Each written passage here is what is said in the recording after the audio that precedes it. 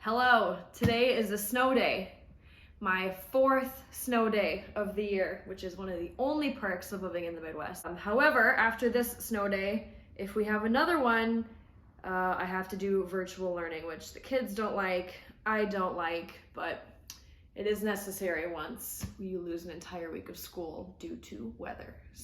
But today is not a virtual day, today is a true snow day, so I'm catching up on reading. And I am taking a class for grad credit through NDSU about activism and identity in youth. And so part of that class is reading a bunch of young adult literature having to do with activism, identity, and there's like a third one in there somewhere. One of the books I read for this class is called Felix Ever After by Kacen Callender, which is, I think, how you say that name. I tabbed a little bit just so I could hit some of the really important points in this book, but let's just get right into it. This was published in 2020. It's 354 pages long, and currently it has a 4.3 on Goodreads. I gave it a 3 on Goodreads, and we'll talk about why. The author, Kacen Callender, there's not a lot about this person online or anywhere that I could find. But from what I gather, Kacen goes by they, them, and I think is non-binary. So that makes sense. The premise of this book is Felix is a transgender teenager in New York City going to a fancy art school, and he starts getting harassed online by an anonymous bully. And that's basically, without spoiling anything, that's the whole premise. So I'm going to get into a few of the details, what I really liked about this book and what I didn't necessarily like about this book. So let's talk about what I liked. It is pretty funny, and it's a quick read. So it's young adult, so I read it quite quickly. It's not super long. It's a funny, quick read. There are a lot of really important topics addressed in this book, such as, gender identity, cyberbullying, dead naming, outing people, stuff like that. And there's a couple really good quotes in here. I underlined because I had to write about this book for my class, and I underlined a few of the big ones. On page 80, a guy named Austin says, "The shows aren't making people gay. They're just making people realize it's even, a possibility. It's like we're all brainwashed from the time we're babies to think we have to be straight." And then on page 81, Ezra says, "Sometimes I wonder if labels can get in the way. Like, if I was adamant that I'm straight, does that force me into only liking girls? What if that stopped me from falling in love with a guy? I don't know," he says. "I get that labels can be important." And then Leah says, "They connect us, they help create community." One of the themes of this book is that Felix is a transgender man, or boy, I guess, because he's 17, and he's still struggling with his identity. Am I really a guy? I don't know. I know I'm definitely not a girl, but sometimes I don't totally feel like a guy. And so their friends kind of get into an argument on whether or not labels matter. And I like what they say at the bottom is that, yeah, labels kind of do matter because it helps you connect with other people who feel the same way as you do. I am straight. I've never questioned my sexuality, but the whole point of this class is to see my students through a different lens and what they might be going through, and this book really helps me with that, to know what it's like to struggle with identity, because I just never have. On page 105, I really liked this quote a lot. Ezra's talking to Felix, their best friends, and he says, "And I mean, for a long time, that's what I thought, no questions asked, since I did the whole coming out thing, and I put my dad through so much." That's what Felix says. Then Ezra says, "Okay, sorry, just let me interrupt you real quick. You didn't put your dad through anything, but okay, yes, continue." So Felix has this belief that he put his dad through a lot of stuff coming out and transitioning, and in a way he did, but I like that Ezra is saying, like, no, you transitioning didn't put your dad through anything. Like, this has nothing to do with your transition, and your identity is not putting your dad through anything. And I really liked that quote. There's a few other really good quotes in here, just what it's like to struggle as a teenager who is LGBTQ+. How even though we live in a society where it's much more accepted now than it was, say, like 50 years ago, it's still hard to come out.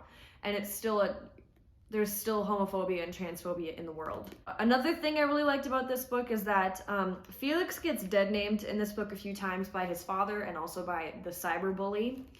we never learned Felix's dead name. And I really liked that because to us, the reader, Felix is just Felix. We have no idea what his life was like before. I mean, we have a small idea, but we never learned Felix's dead name.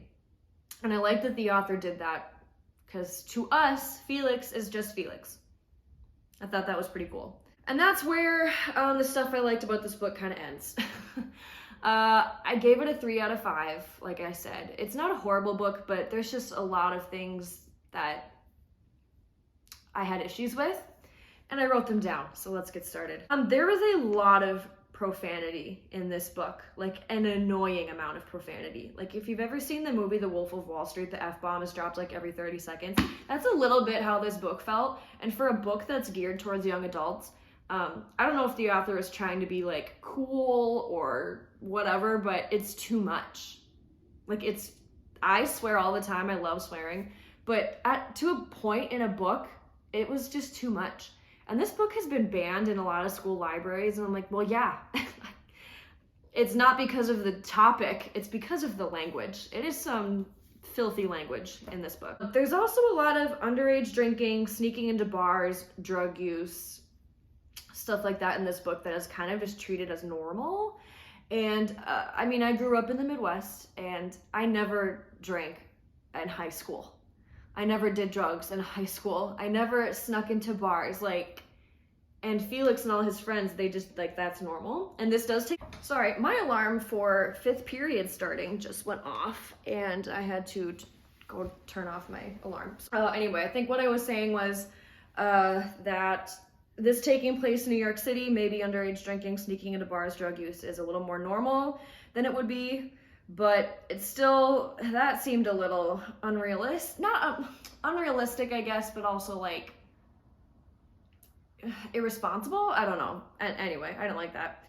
So this whole book is about Felix struggling with a cyberbully and struggling with his own identity. However, I think this setting makes me a little less sympathetic for him because he lives in New York City, and every single one of his friends is queer. Like, I don't think he has a straight friend. So to struggle with, you know, being trans and making that his whole personality, it's like, what do you mean you are surrounded by queer people in a city that, you know, has one of the best pride parades and pride months in the whole world? Like, I just feel like this setting played a lot into why I didn't like Felix a whole lot. He seemed whiny to me because I'm like, what are you talking about? Your best friend is gay. Your other best friend is gay. Your other best friend is non-binary. Your other best friend is a lesbian. Like, none of them are straight. So, Felix, why are you struggling so much with your identity? You have all these people you can lean on. And this, say, would not happen in Fargo, North Dakota. I do have a few students that are out, but it's maybe 2 or 3 out of like 150 kids that I see every day. At Felix's fancy art school, all of his friends are gay. So like, I think this setting, I don't know, it made me less sympathetic towards what he's going through because I feel like he had a lot of support. And coming out as transgender in Fargo, North Dakota would just be a lot different than coming out as transgender in a liberal arts high school in New York City. You know what I mean?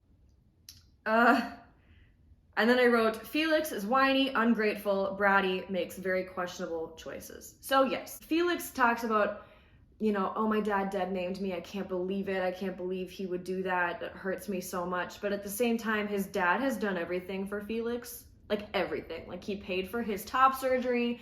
He pays for him to go to this fancy art school. He works a ton because Felix's dad is a single parent.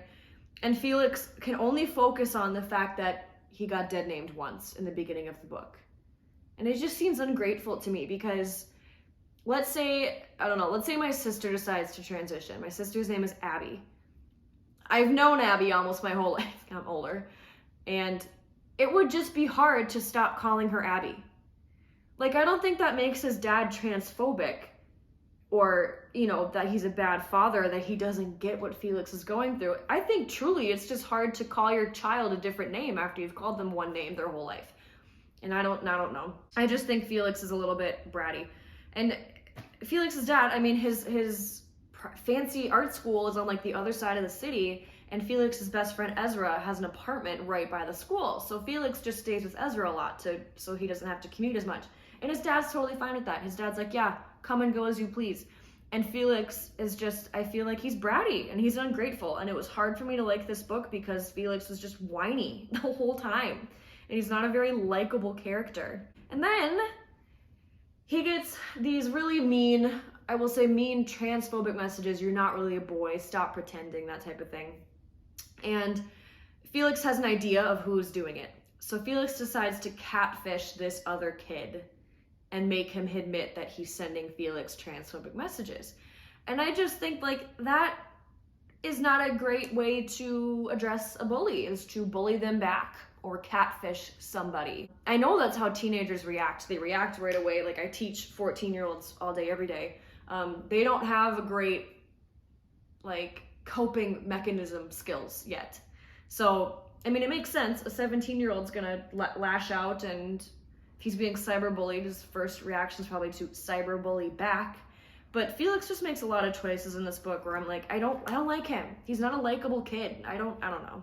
And lastly, I know this is young adult, and people reading this are probably young teenagers, 14, 15, 16, 17. And so the message can't be so buried or in between the lines that they miss it. But to me, the message of this book is very in your face. Like I read you some of the lines where it's like, okay, we get it, you know, where it's not like subtle that Felix is struggling or, you know, whatever. There's literally, it's stated outright in the book, the message the author is trying to get across. It just seems like, I don't know. I get that it's young adult. I get that. And it's not like some deep literature or anything, but at times I feel like it was a little too obvious what the author was trying to get across. Not that that's a bad thing, but coming from an adult, it's like, okay, I get it. Like, I'm not stupid, you know? The ending was fine. I just wasn't a huge fan of this, and I feel bad because I feel like I should like it because it is a powerful message, and it's good for me as a straight person to see where a teenager might be coming from if they are trans. So I learned a lot, but coming from like a book review perspective, I did not really like this book a whole lot.